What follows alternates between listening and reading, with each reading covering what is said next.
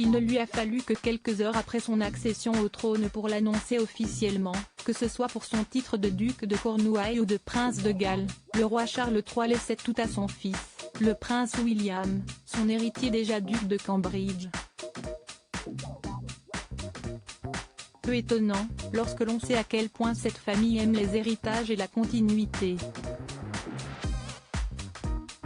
Mais en y regardant de plus près, on se rend compte que c'est en réalité un immense cadeau. En effet, le mari de Kate Middleton devient grâce à lui le plus grand propriétaire terrien du pays, entre le duché de Cambridge, celui de Cornouailles et le pays de Galles. Un immense domaine qui couvre plus de 23 comtés et qui vaut près de 1,2 milliard de livres chaque année, dont 345 millions viennent directement de Cornouailles.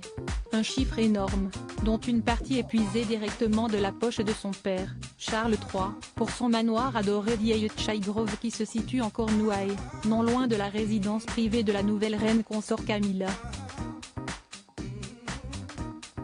Une propriété qu'il adore et dans laquelle il aimait passer ses week-ends lorsque ses fils étaient enfants avec Lady Diana.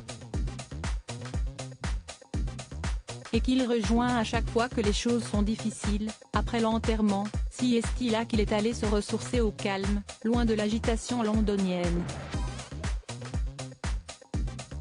Un manoir du XVIIIe siècle qui lui coûte très cher, 700 000 € d'impôts par an, qu'il devra payer à son fils en rente, tout comme tous les habitants de son domaine.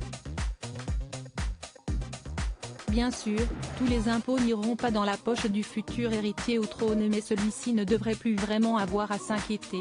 Un beau cadeau que le prince William a déjà commencé à assumer, nouveau prince de Galles, un titre réservé au fils aîné du souverain mais quelque peu contesté.